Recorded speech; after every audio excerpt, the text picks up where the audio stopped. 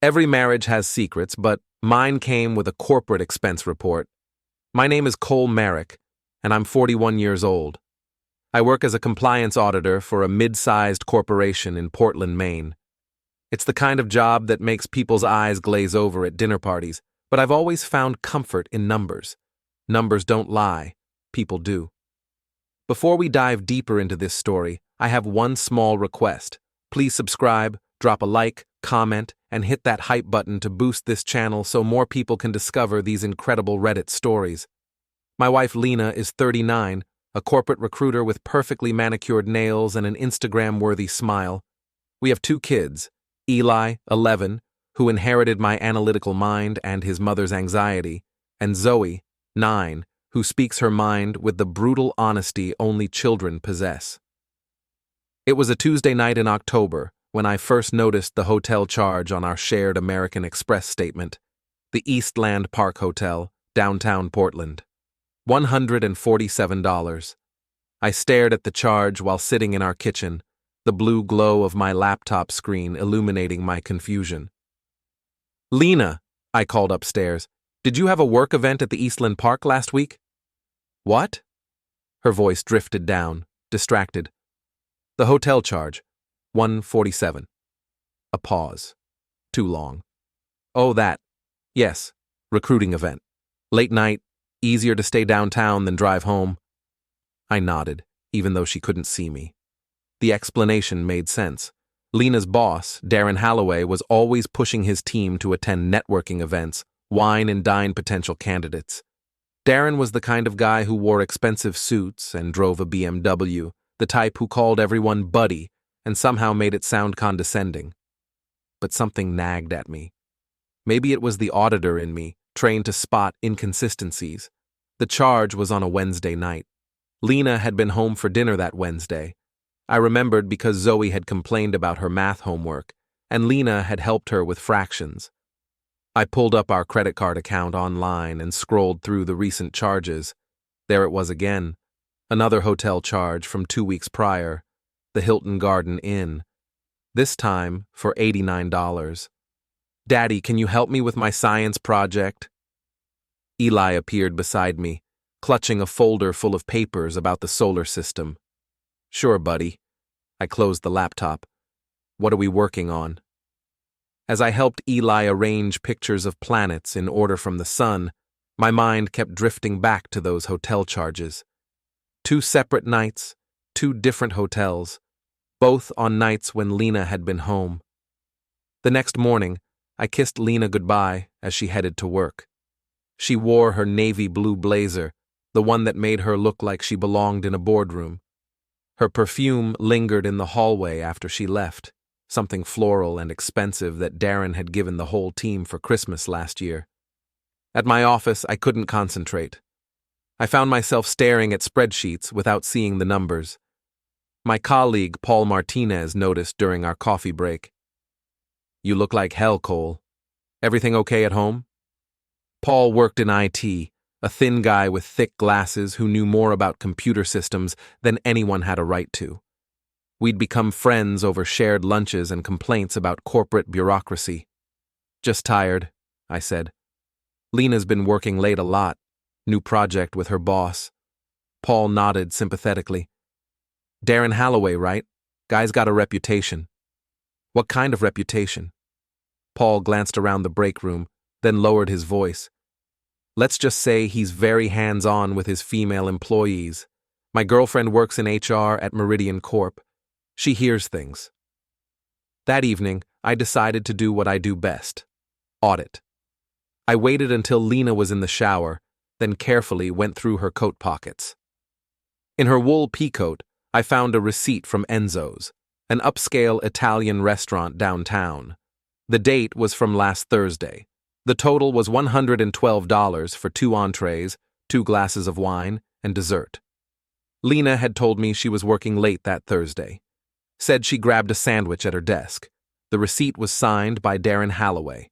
I photographed it with my phone, my hands surprisingly steady. Then, I put it back exactly where I'd found it. Over the next week, I became a detective in my own home. I checked Lena's old iPad, which was still logged into her work email account. She'd forgotten about it after getting her new laptop. The device sat on her nightstand, collecting dust. What I found made my stomach drop. Email after email between Lena and Darren, not just work correspondence, but messages that made my 15-year marriage feel like a lie. Can't wait to see you tonight. Same place as last time? D. Missing you already. Tell Cole you have another late meeting. D. You looked incredible in that red dress. Wish I could have taken it off you myself. D. I screenshotted every message, my finger trembling as I swiped through months of correspondence. There were calendar invites to hotels, photos Lena had sent him, selfies in lingerie I'd never seen her wear. The worst part wasn't the betrayal itself.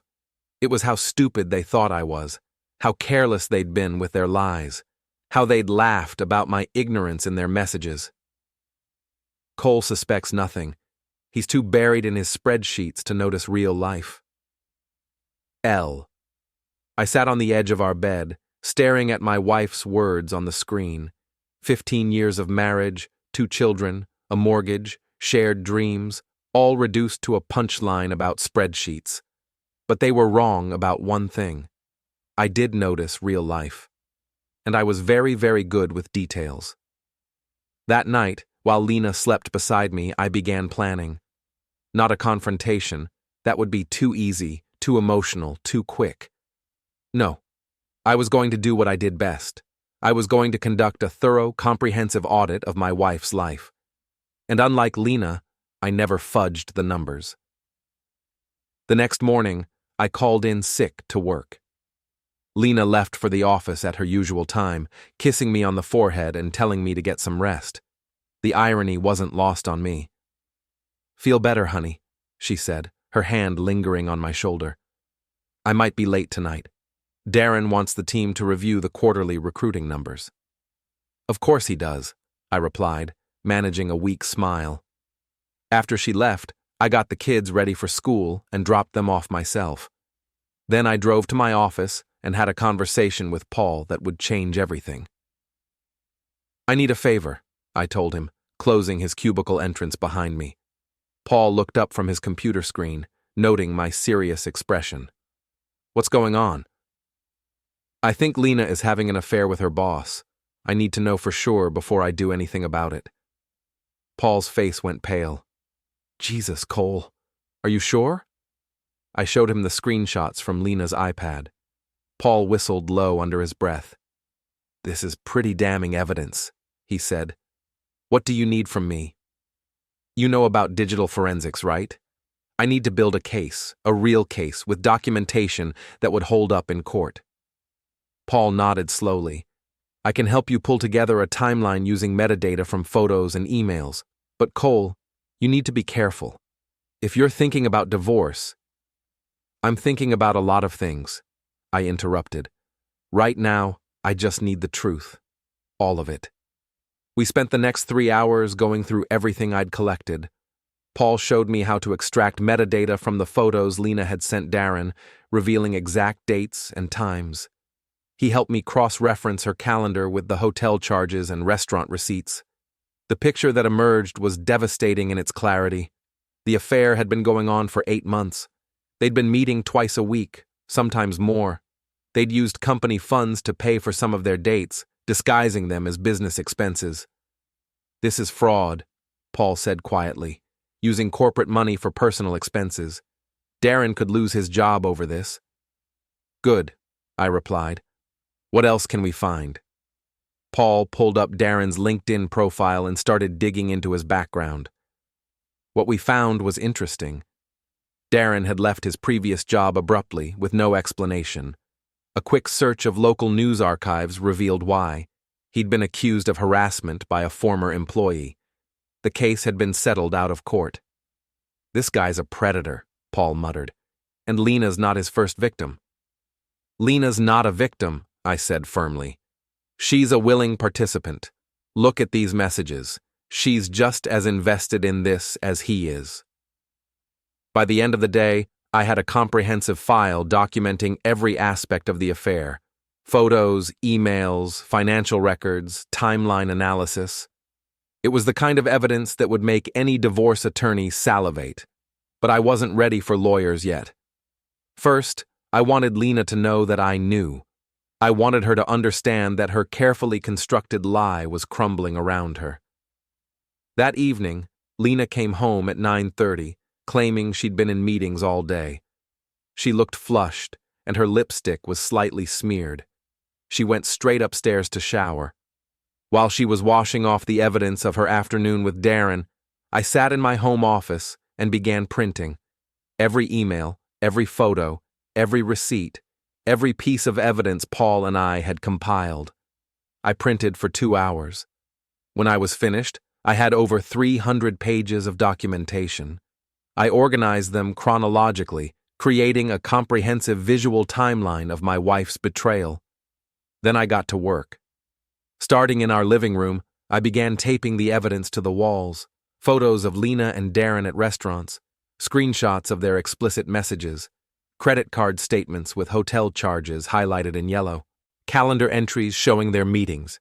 I covered every wall in our house, the living room, the dining room, the kitchen, the hallway, even the kids' playroom.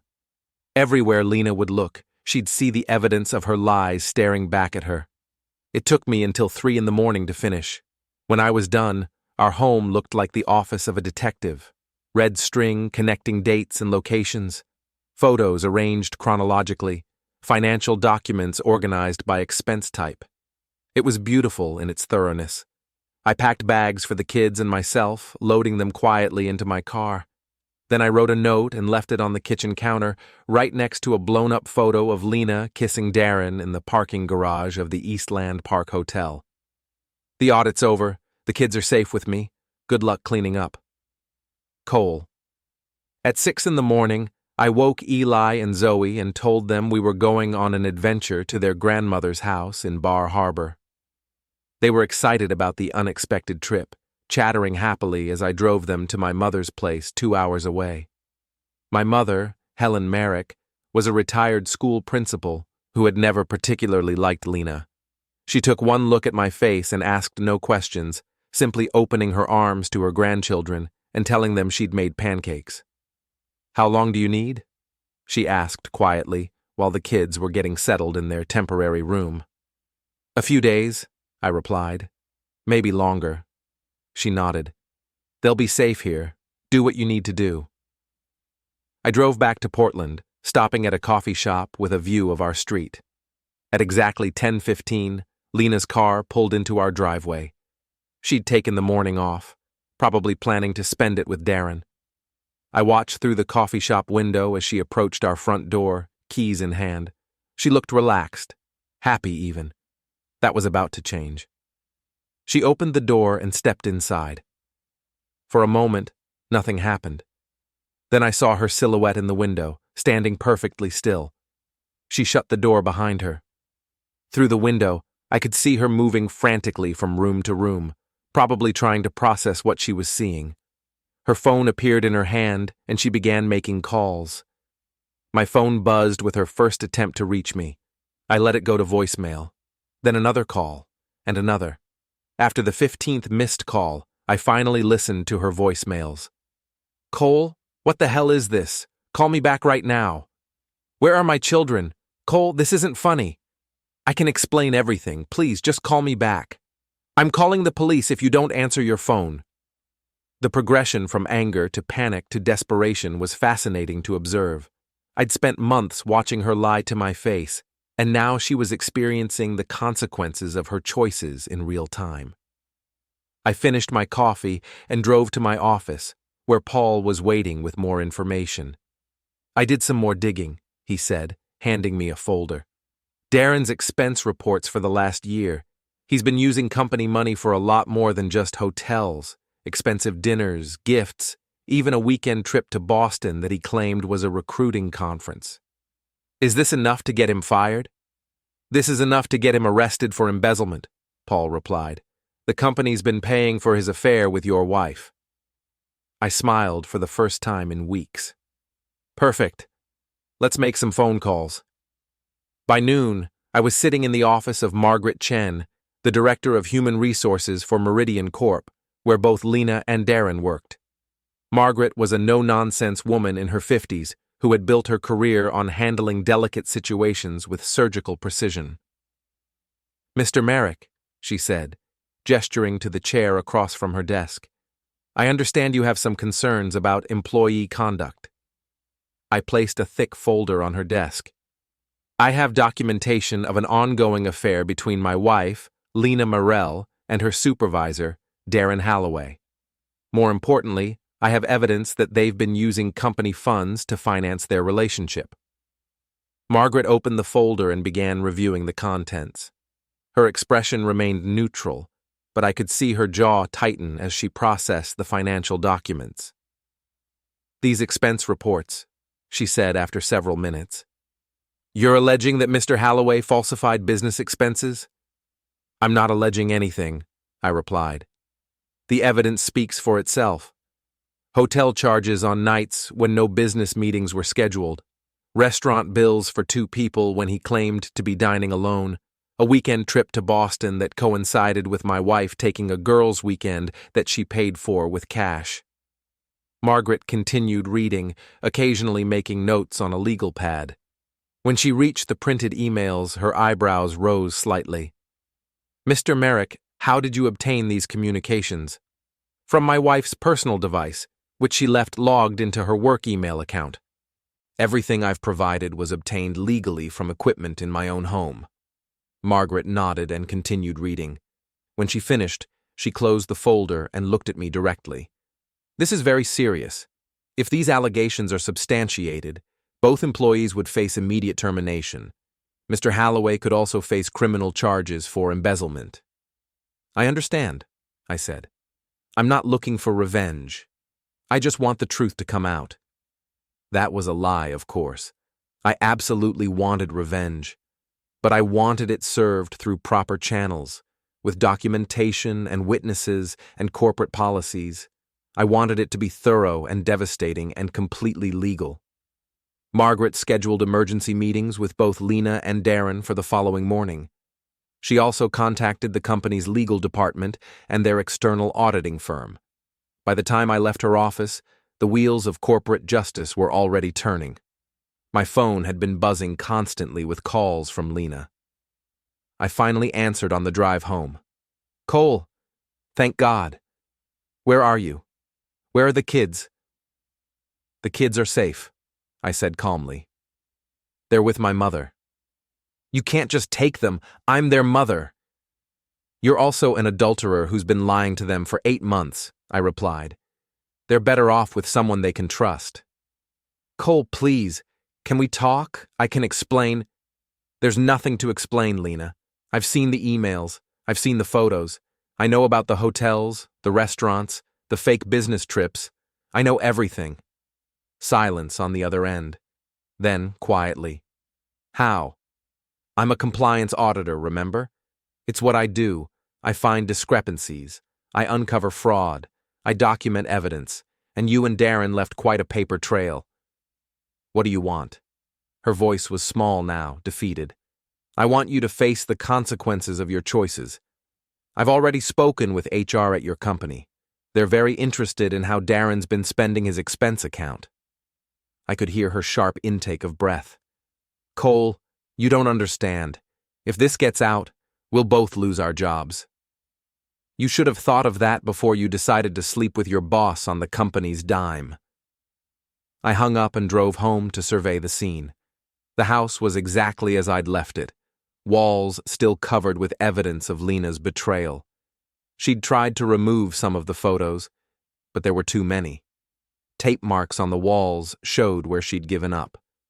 I found her in our bedroom, sitting on the edge of the bed, staring at a photo of her and Darren kissing in what appeared to be his car. She looked up when I entered, her eyes red from crying. "How long have you known?" she asked. "About a week, but I suspected longer." "Are you going to divorce me?" "That depends on you," I said, sitting in the chair across from her. "Are you going to keep lying to me?" She shook her head. "It's been going on for 8 months. It started after the company retreat in August. We were both drunk, and one thing led to another. And you decided to keep it going for 8 months? I tried to end it several times, but Darren, he made it difficult. He's my boss, Cole. He controls my assignments, my performance reviews, my promotion opportunities. So you're saying he coerced you? Lena looked away. Not exactly. I mean, I had feelings for him too, but the power dynamic made it complicated. I pulled out my phone and showed her one of her own emails to Darren. Can't wait to feel you inside me again. Tonight can't come soon enough. Does that sound coerced to you? I asked. She closed her eyes. No. I've contacted a divorce attorney, I said. I'm filing for full custody of the kids. Given your recent behavior and the instability you've brought into their lives, I think any judge would agree that they're better off with me. Cole, please, don't take my children away from me. You took yourself away from them, I replied. How many dinners did you miss for your work meetings? How many school events? How many bedtime stories? She couldn't answer because we both knew the truth. For 8 months, Lena had prioritized her affair over her family. The kids had noticed, even if they didn't understand why Mommy was always working late. There's going to be a meeting tomorrow morning with HR, I continued.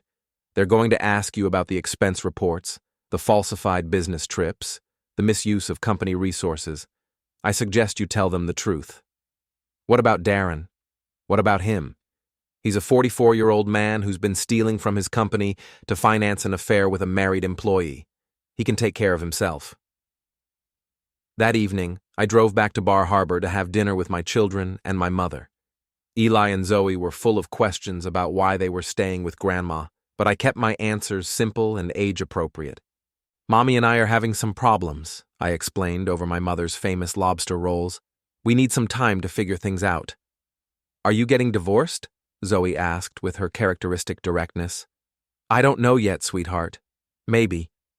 Is it because Mommy's always working? Eli asked quietly.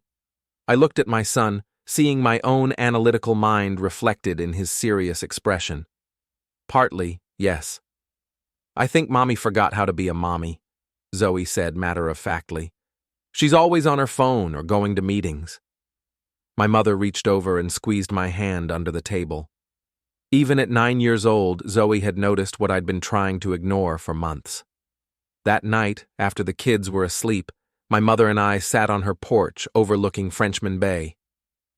How bad is it? She asked. Pretty bad. She's been having an affair with her boss, using company money to pay for hotels and dinners. My mother nodded slowly. She'd never been one to say, I told you so, but I could see the lack of surprise in her eyes. What's your plan? Full custody, divorce, make sure she faces the professional consequences of her choices. And after that? I looked out at the dark water, watching the lighthouse beam sweep across the bay. After that, the kids and I start over. My phone buzzed with a text from Paul. HR meeting moved up to 8 a.m. tomorrow. Darren tried to clean out his office tonight, but security stopped him. This is getting interesting. I smiled and showed the message to my mother. Sounds like the walls are closing in, she said. Good, I replied. It's about time. The next morning, I received a call from Margaret Chen at 7:30. Mr. Merrick, I wanted to update you on this morning's meetings. Mr. Halloway has been terminated effective immediately. Security is escorting him from the building as we speak.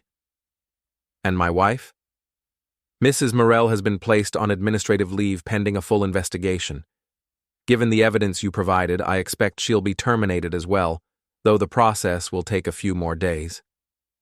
I thanked Margaret and hung up, feeling a grim satisfaction. Phase 1 of my plan was complete. I drove back to Portland and parked outside Meridian Corp's office building, wanting to witness Darren's walk of shame firsthand. At 8:45, I saw him emerge from the lobby, carrying a cardboard box and flanked by 2 security guards. His expensive suit looked rumpled, and his usually perfect hair was disheveled. He saw me sitting in my car, and our eyes met through the windshield. I rolled down my window and gave him a small wave. His face flushed red with anger, but the security guards kept him moving toward his BMW. 20 minutes later, Lena emerged from the building, also carrying a box of personal items. She looked devastated, her makeup smeared and her professional composure completely shattered.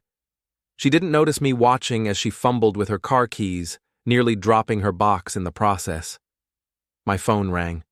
It was Kara Sullivan, my best friend from college who now worked as an HR director at a competing firm.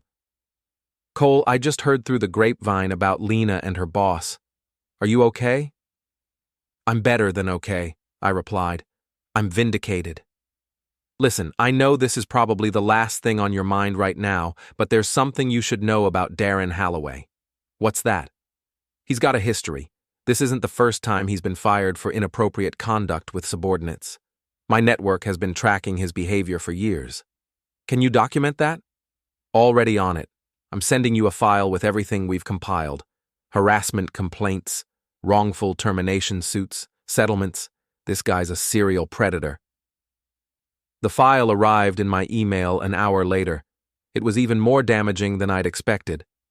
Darren had left a trail of broken careers and traumatized women across 3 different companies.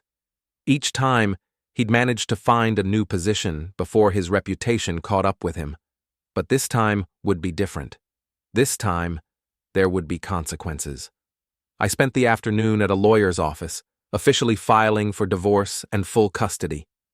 My attorney, Janet Morrison, was impressed by the thoroughness of my documentation. "In 30 years of practice, I've never seen a case this well documented," she said, reviewing the evidence. "Your wife's attorney is going to have a very difficult time defending her actions." "What about the custody issue?" "Given the evidence of her neglect and the instability she's brought into the children's lives, I'm confident we can secure full custody with supervised visitation rights for her." That evening I returned home to find Lena waiting in the driveway. She'd been crying, and her usually immaculate appearance was disheveled. "We need to talk," she said as I got out of my car. "I think we've said everything we need to say." "Cole, please. I lost my job today. Darren's been fired. My whole life is falling apart. Your whole life fell apart 8 months ago when you decided to cheat on your husband and steal from your company," I replied. "I'm just making sure everyone else knows about it." "You're destroying me," she said, her voice breaking. "I'm not destroying you, Lena. I'm revealing who you really are. There's a difference." She followed me into the house, which still bore the evidence of her betrayal on every wall. "What do you want me to do?" she asked desperately. "How can I fix this?" "You can't fix this," I said simply. "Some things can't be undone. Some trust can't be rebuilt. Some marriages can't be saved." "What about the kids? They need their mother." "They need a mother they can trust. They need a mother who puts their needs before her own desires. They need a mother who doesn't lie to them about where she's spending her evenings." Lena sank into our living room chair, surrounded by photos of her infidelity. "I never meant for it to go this far," she whispered. "But it did go this far, and now you have to live with the consequences." My phone buzzed with a text from an unknown number. "This isn't over. You've ruined my life and I won't forget it. D." I showed the message to Lena. "Your boyfriend's threatening me now." Her face went pale. He's not thinking clearly right now. He's lost everything." "Good. Maybe next time he'll think twice before preying on married women." "It wasn't like that, Cole. I wasn't some victim. I made my own choices." "Yes, you did. And now you get to live with them." Over the next few days, the gossip network and our small Maine community went into overdrive. Word of Lena's affair and termination spread quickly through social circles, school parent groups, and neighborhood associations. The woman who had once been the picture of professional success was now the subject of whispered conversations and knowing looks.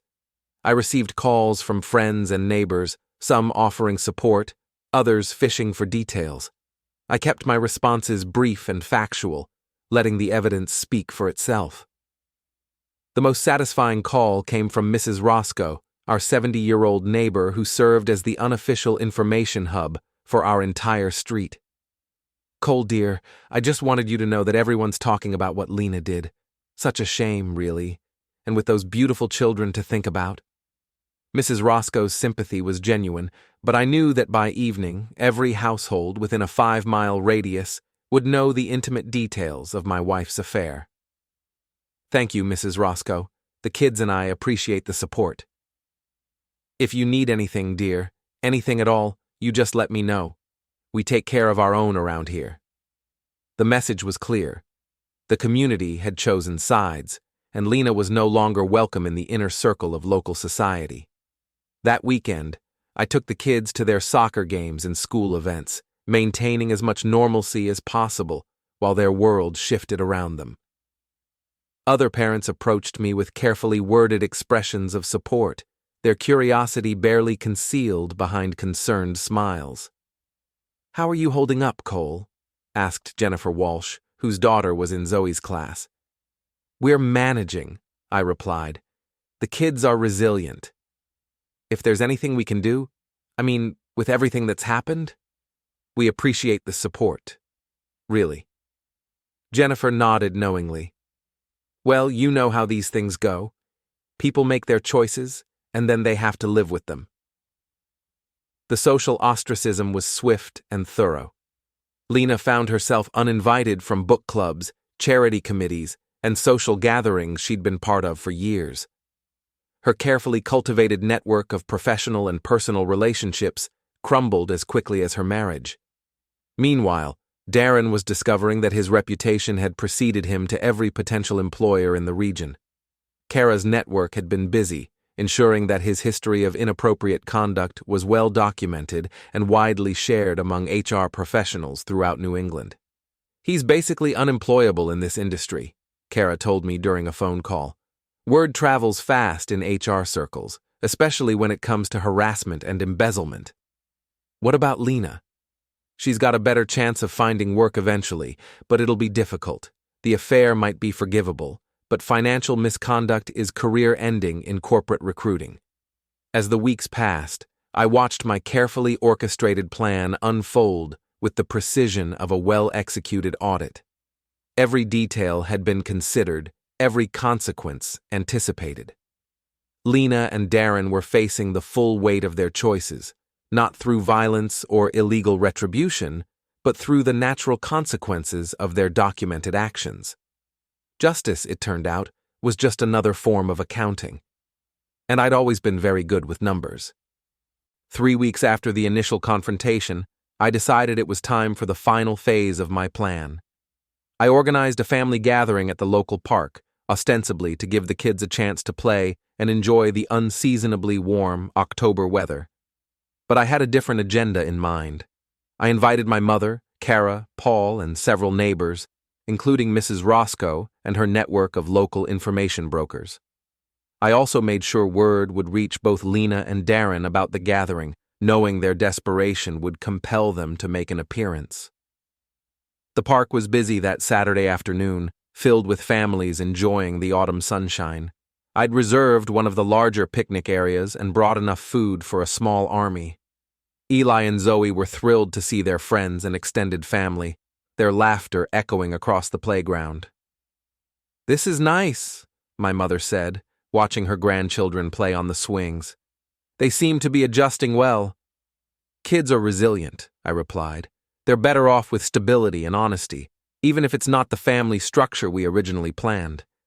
Kara approached with 2 cups of coffee from the concession stand. "Any word from Lena about the divorce proceedings?" "Her lawyer's been trying to negotiate, but there's not much to negotiate. The evidence is overwhelming and she knows it." "What about Darren?" "Still unemployed, still sending threatening messages. Paul's been documenting everything for the restraining order." As if summoned by our conversation, Lena's car pulled into the parking lot. She sat behind the wheel for several minutes, clearly debating whether to approach. Finally, she got out and walked toward our group, her usual confidence replaced by obvious anxiety. "Hello, Cole," she said quietly. "Can I talk to the kids?" Every conversation in our immediate area stopped. Mrs. Roscoe and her friends turned to watch the drama unfold, their expressions a mixture of sympathy and curiosity. "Of course," I said. "They're your children too." Lena walked toward the playground where Eli and Zoe were playing with their friends. I watched as she knelt down to their level, speaking quietly. Both children hugged her, but I could see the tension in their body language. They were polite, but distant, treating her more like a visiting relative than their mother. "Mommy, why don't you live with us anymore?" I heard Zoe ask in her characteristically direct way. Lena's response was too quiet to hear, but I saw her shoulders shake with suppressed emotion. After a few minutes, she returned to our picnic area, her eyes red but her composure intact. "They seem happy," she said to me. "They are. They like knowing where I am and when I'll be home. They like having consistent routines and honest answers to their questions." Lena flinched at the implied criticism, but didn't respond. That's when Darren arrived. He looked terrible. His usually immaculate appearance was disheveled, his expensive clothes wrinkled and ill-fitting. He'd clearly been drinking, and his face was flushed with anger and alcohol. "There he is," Darren said loudly, pointing at me from across the park. "The man who destroyed my life." Every head in the park turned toward us. Parents gathered their children closer, sensing the potential for confrontation. I stood up slowly, keeping my hands visible and my voice calm. "Darren, you're drunk. You should go home." "Home?" He laughed bitterly. "I don't have a home anymore. I don't have a job anymore. I don't have anything anymore thanks to you." "Thanks to your own choices," I corrected. "I didn't make you steal from your company. I didn't make you manipulate your employees. I just made sure people knew about it." Darren stumbled closer, his coordination clearly impaired. "You think you're so smart, don't you? Sitting there with your spreadsheets and your evidence and your moral superiority." "I think I'm honest," I replied. "Something you might want to try sometime." Several other fathers from the park had moved closer, ready to intervene if necessary. Paul stood beside me, his phone out and recording the encounter. "You destroyed everything," Darren shouted, his voice cracking. "My career, my reputation, my future, all because you couldn't handle the fact that your wife preferred a real man." The insult hung in the air for a moment. Then I smiled. "A real man?" I said, loud enough for everyone to hear. "A real man doesn't prey on his employees. A real man doesn't steal from his company. A real man doesn't threaten someone's family when he gets caught." I pulled out my phone and began reading from Darren's threatening messages, my voice carrying across the suddenly quiet park. "This isn't over. You've ruined my life and I won't forget it. I know where you live. I know where your kids go to school. You'll pay for what you've done to me." Gasps rippled through the crowd of parents. Several people were now recording the confrontation with their phones. "Does that sound like a real man to you?" I asked the gathering crowd. "Or does it sound like a coward who can't take responsibility for his own actions?" Darren's face went from red to purple. He took a step toward me, his fists clenched. "You son of a... Dad!" Zoe's voice cut through the tension. She was running toward us from the playground, her face concerned. "What's happening?" The sight of my 9-year-old daughter seemed to snap everyone back to reality.